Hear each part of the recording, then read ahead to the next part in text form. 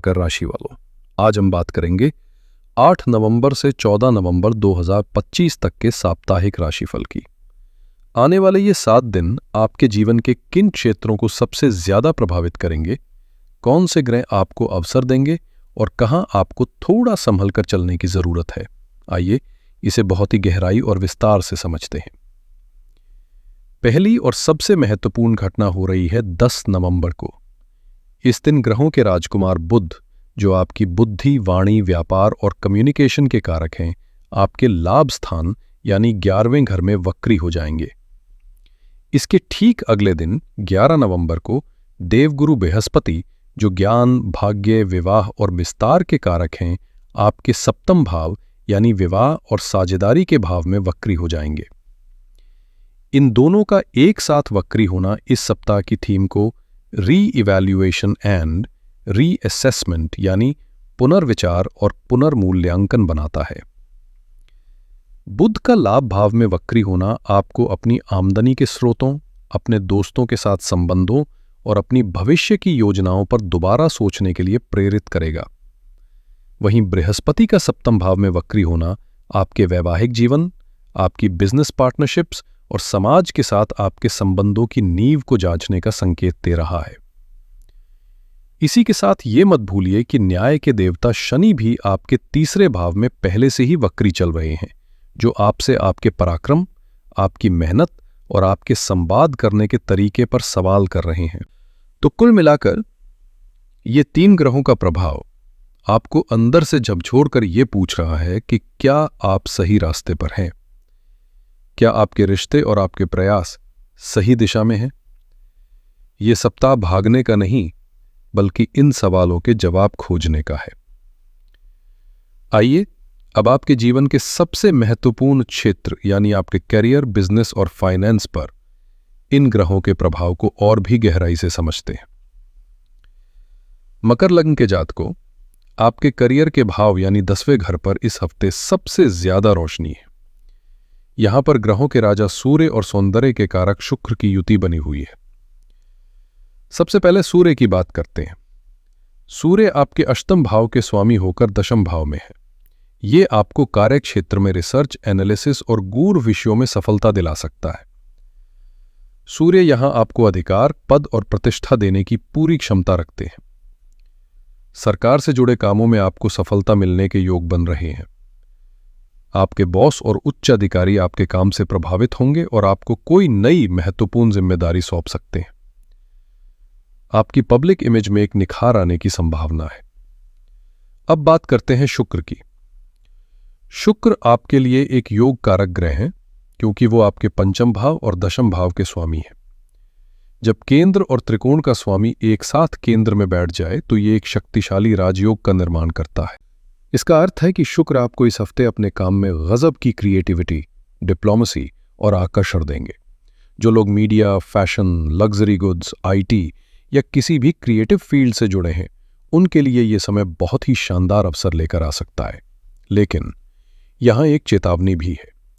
10वें घर में ग्रहों का इतना जमावड़ा कभी कभी व्यक्ति को वर्कaholic बना देता है, जिससे वर्क लाइफ बैलेंस बिगड़ सकता है।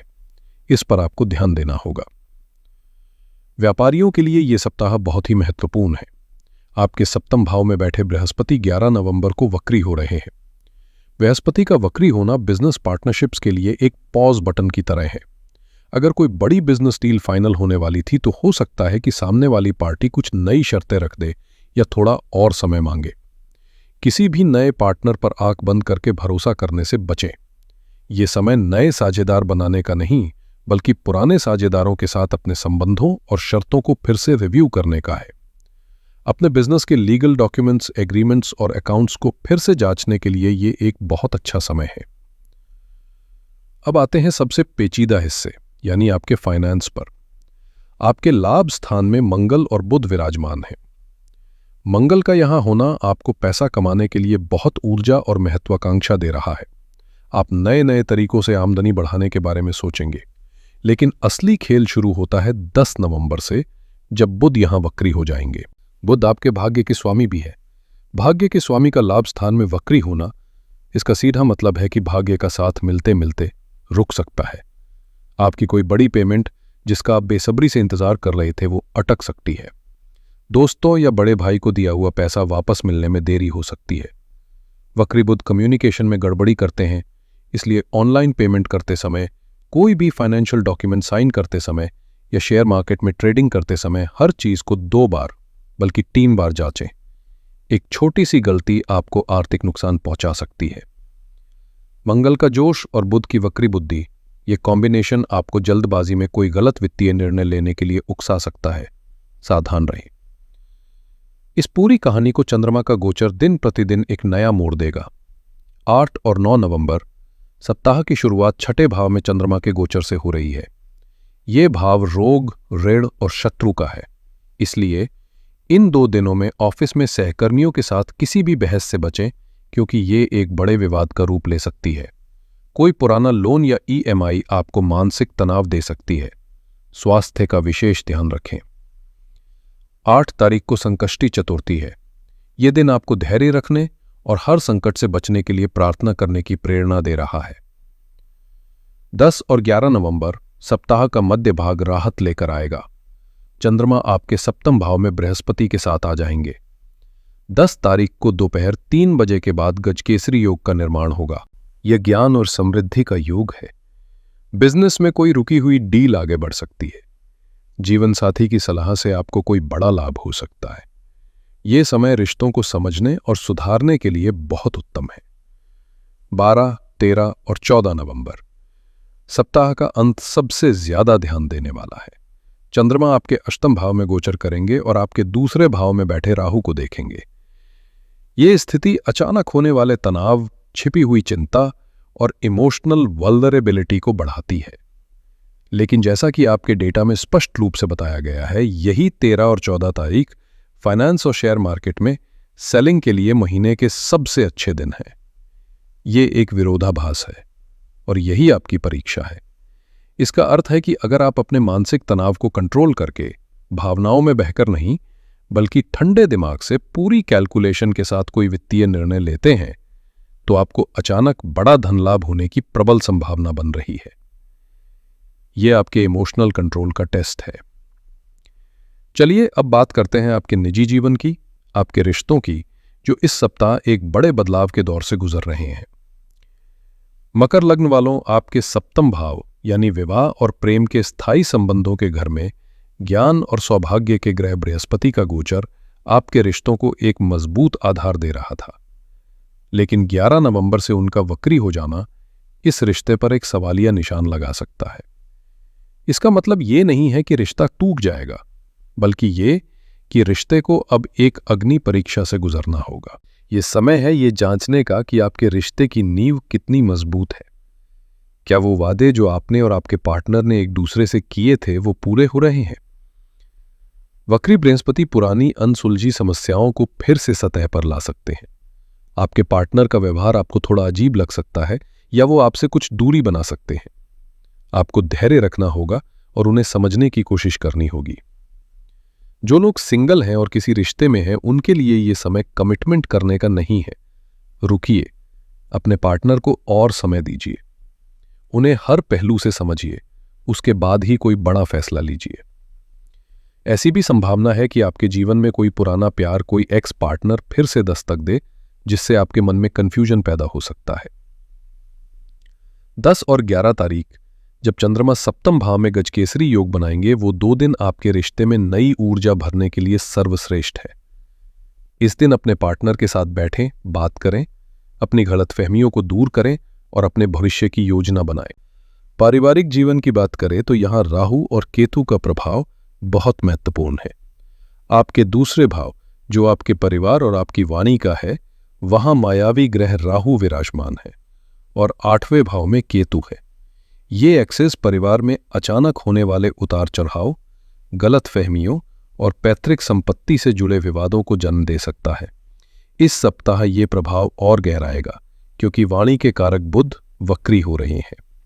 राहु पहले से ही आपकी वाणी में एक भ्रम या बढ़ा चलाकर बोलने की प्रवृत्ति दे रहे हैं और अब बुध का वक्री होना मतलब आग में घी डालने जैसा है। आपकी कही गई एक सीधी सी बात का भी परिवार में बतंगड़ बन सकता है। आपको लगेगा कि आपने तो कुछ और कहा था और लोगों ने कुछ और ही समझ लिया। इसलिए इस पूरे हफ्ते परिवार में कम से कम बोलें और जो भी बोलें बहुत नाप तोल कर बोलें, शांत रहने की कोशिश करें। चलिए अब विशेष रूप से बात करते हैं हमारी उन गृहिणियों की जो घर की नींव होती है, जो पूरे परिवार को एक साथ जोड़ कर रखती है। मकर लग्न की गृहिणियों के लिए ये सप्ताह घर के अंदरूनी मामलों में बहुत ज्यादा ध्यान और धैर्य की मांग कर रहा है। सबसे बड़ा प्रभाव आपके सप्तम भाव में बृहस्पति के वक्री होने का पड़ेगा। सप्तम भाव सीधे तौर पर आपके जीवन साथी का है। बृहस्पति का वक्री होना यह संकेत दे रहा है कि इस सप्ताह आपके पति के जीवन में, उनके काम में कोई तनाव या उलझन चल रही हो सकती है, जिसका सीधा असर घर के माहौल पर पड़ेगा। हो सकता है कि वो थोड़े चिड़चिड़े रहें या आपसे खुलकर बात न करें। ऐसे में आपको बहुत समझदारी से काम लेना होगा। उनसे बहस करने या शिकायत करने की बजाय उन्हें मानसिक और भावनात्मक रूप से सपोर्ट करने का प्रयास करें। यह आपके रिश्ते की परीक्षा का समय है। दूसरा महत्वपूर्ण प्रभाव आपके दूसरे भाव में बैठे राहु और वक्री हो रहे बुध का है। दूसरा भाव आपके कुटुंब यानी ससुराल पक्ष और परिवार के अन्य सदस्यों का भी है। राहु यहां पहले से ही कुछ भ्रम और गलतफहमियां पैदा कर रहे हैं और अब वाणी के कारक बुध का वक्री होना यह बता रहा है कि परिवार के सदस्यों के बीच कम्युनिकेशन गैप बहुत ज्यादा बढ़ सकता है। आप कहेंगी कुछ और, समझा कुछ और जाएगा। किसी छोटी सी बात पर राई का पहाड़ बन सकता है। मेरी सलाह है कि इस सप्ताह ससुराल पक्ष के साथ या परिवार के अन्य सदस्यों के साथ किसी भी संवेदनशील विषय पर चर्चा करने से बचें। जितना हो सके शांत रहें और सिर्फ एक श्रोता की भूमिका निभाएं। अब बात करते हैं आपके मन और घर के माहौल की, जिसका कारक चंद्रमा है। 8 और 9 नवंबर को जब चंद्रमा छठे भाव में होंगे तो आपको घर के कामकाज बोझ की तरह लग सकते हैं। स्वास्थ्य में भी थोड़ी नरमी महसूस हो सकती है, जैसे थकान या सिरदर्द। इन दिनों अपने ऊपर बहुत ज्यादा काम का बोझ न डालें। 10 और 11 नवंबर को चंद्रमा सप्तम भाव में होंगे, जो पति के साथ संबंधों को सुधारने के लिए सबसे अच्छे दिन है। इस दिन आप अपने जीवन साथी के साथ बैठकर शांति से बात कर सकती हैं, उनकी परेशानी सुन सकती हैं। घर का माहौल भी इन 2 दिनों में अपेक्षाकृत बेहतर रहेगा। 12 से 14 नवंबर तक चंद्रमा अष्टम भाव में गोचर करेंगे, जो अचानक से मन में उदासी या किसी अनजाने डर को जन्म दे सकता है। हो सकता है कि आपको बच्चों के भविष्य या परिवार की आर्थिक स्थिति को लेकर चिंता हो। इन दिनों आपको अपनी मेंटल हेल्थ का विशेष ध्यान रखना है। अपने लिए समय निकालें, पूजा पाठ या अपनी किसी हॉबी में मन लगाएं। यह समय जल्द ही बीत जाएगा। कुल मिलाकर आपके लिए यह सप्ताह धैर्य, समझदारी और अपनी वाणी पर नियंत्रण रखने का है। सेहत के मामले में यह सप्ताह आपको बहुत स्पष्ट संकेत दे रहा है कि लापरवाही बिल्कुल न करें। सप्ताह की शुरुआत 8 और 9 नवंबर आपके डेटा में इन 2 दिनों के लिए स्वास्थ्य को लेकर स्पष्ट चेतावनी है। इसका ज्योतिषीय कारण है चंद्रमा का आपके छठे भाव से गोचर। छठा भाव रोग, पेट, आंतों और पाचन तंत्र का होता है। इसलिए इन 2 दिनों में बाहर का खाना, तला भुना या मसालेदार भोजन करने से बचें। फूड पॉइजनिंग या पेट से जुड़ी कोई समस्या परेशान कर सकती है। यह समय किसी पुरानी बीमारी के दोबारा उभरने का भी हो सकता है। सप्ताह का अंत 12, 13 और 14 नवंबर इन दिनों के लिए तनाव की चेतावनी है। इसका कारण है चंद्रमा का अष्टम भाव में गोचर। अष्टम भाव गहरी चिंता, एंग्जाइटी और अचानक होने वाली घटनाओं का है। यहां बैठा चंद्रमा आपको ओवर थिंकिंग करने पर मजबूर कर सकता है, जिससे आपकी नींद प्रभावित हो सकती है और आप मानसिक रूप से थका हुआ महसूस कर सकते हैं। आपके अष्टम भाव में केतु का दीर्घकालिक गोचर पहले से ही आपको रहस्यमयी या अचानक होने वाली स्वास्थ्य समस्याओं के प्रति संवेदनशील बना रहा है। इसलिए इन दिनों अगर कोई भी छोटा मोटा लक्षण दिखे तो उसे नजरअंदाज न करें और डॉक्टर की सलाह अवश्य लें। मकर लग्न के विद्यार्थियों के लिए यह सप्ताह रिवीजन इज की का संदेश दे रहा है। आपके पंचम भाव के स्वामी शुक्र की स्थिति दशम भाव में बहुत अच्छी है, जो ये दर्शाता है कि आपका पूरा ध्यान अपने कैरियर गोल्स को हासिल करने पर है। लेकिन बुद्धि और स्मरण शक्ति के कारक बुध का वक्री होना आपकी पढ़ाई में कुछ बाधाएं डाल सकता है। टेक्निकल सब्जेक्ट्स, मैथमेटिक्स या अकाउंट्स जैसे विषयों में कैलकुलेशन एरर्स की संभावना बढ़ जाएगी। आप जो भी पढ़ें उसे बार बार भूल सकते हैं या कॉन्सेप्ट्स को लेकर कन्फ्यूजन पैदा हो सकता है। मेरी सलाह है कि इस सप्ताह कुछ भी नया और बहुत कठिन विषय शुरू करने से बचें। इसके बजाय आपने जो कुछ भी पहले से पढ़ा हुआ है उसे अच्छी तरह से रिवाइज करें, उसके नोट्स बनाएं। ग्रुप स्टडी के लिए ये समय अच्छा नहीं है, क्योंकि दोस्तों के साथ पढ़ाई को लेकर बहस या गलतफहमी हो सकती है। सेल्फ स्टडी पर ही अपना पूरा ध्यान केंद्रित करें। धैर्य रखें, ये सिर्फ एक अस्थायी चरण है। तो दोस्तों, आइए इस पूरे हफ्ते की बड़ी तस्वीर को कुछ आसान बिंदुओं में समझते हैं। ये सप्ताह आपके लिए एक कॉस्मिक पॉज बटन की तरह है। बुध और बृहस्पति का वक्री होना आपको अपने वित्तीय निर्णयों, सामाजिक दायरे, व्यावसायिक साझेदारियों और व्यक्तिगत संबंधों पर पुनर्विचार करने का मौका दे रहा है। करियर में मान सम्मान के योग है, लेकिन पैसों के लेन देन में देरी और गलतफहमी की संभावना है। रिश्तों को धैर्य से संभालने की जरूरत है। स्वास्थ्य के प्रति सप्ताह की शुरुआत और अंत में विशेष सावधानी बरतनी होगी। तनाव के बीच आर्थिक लाभ के बड़े अवसर छिपे हैं। आपके लिए इस हफ्ते का सबसे शुभ और सकारात्मक दिन सोमवार 10 नवंबर रहेगा। इस दिन दोपहर 3 बजे के बाद आपके सप्तम भाव में बन रहा गजकेसरी योग ज्ञान, सम्मान और अवसरों का दरवाजा खोलेगा। इस दिन का पूरा लाभ उठाएं। इस हफ्ते आपको मुख्य रूप से 3 बातों पर बहुत ज्यादा ध्यान देना है। पहला, जल्दबाजी में निवेश न करें। वक्री बुध के कारण कोई भी नया वित्तीय समझौता या बड़ा निवेश करने से बचे। दूसरा, वाद विवाद से बचे। अपनी वाणी पर नियंत्रण रखें, खासकर परिवार और पार्टनर के साथ। और तीसरा, हर चीज डबल चेक करें। कोई भी ईमेल भेजने, दस्तावेज पर हस्ताक्षर करने या ऑनलाइन भुगतान करने से पहले उसे दोबारा जरूर जांच लें। ग्रहों की इन चुनौतियों को अवसरों में बदलने के लिए कुछ सरल और शक्तिशाली उपाय हैं, जो आपके लिए एक सुरक्षा कवच की तरह काम करेंगे। पहला, बुध के उपाय। वक्री बुध के कारण होने वाली कम्युनिकेशन की समस्याओं, वित्तीय अड़चनों और पढ़ाई में आ रही बाधा को दूर करने के लिए बुधवार के दिन भगवान गणेश को 11 या 21 तूर्वा की गांठें अर्पित करें। ऐसा करते समय ओम गंग गणपतये नमः मंत्र का जाप करें। हम गणेश जी की पूजा इसलिए कर रहे हैं क्योंकि वो बुध के अधिपति देवता हैं और बुद्धि के दाता हैं। दूसरा, बृहस्पति के उपाय। वक्री बृहस्पति के कारण रिश्तों और साझेदारी में आ रही समस्याओं को दूर करने और उनके शुभ प्रभाव को बढ़ाने के लिए गुरुवार के दिन नहाने के पानी में 1 चुटकी हल्दी डालकर स्नान करें। इसके बाद अपने माथे पर केसर या हल्दी का तिलक लगाएं। ये आपके ज्ञान और विवेक को जागृत करेगा। और तीसरा, मानसिक शांति का उपाय। सप्ताह की शुरुआत और अंत में चंद्रमा की प्रतिकूल स्थिति के कारण होने वाले तनाव और चिंता से बचने के लिए शनिवार 8 नवंबर को संकष्टी चतुर्थी के दिन शाम को चंद्रमा को अर्घ्य दें और भगवान शिव के ओम नमः शिवाय मंत्र का 108 बार जाप करें। यह आपको मानसिक शांति और भावनात्मक स्थिरता प्रदान करेगा। ये था मकर लग्न के लिए आने वाले हफ्ते का संपूर्ण और विस्तृत राशिफल।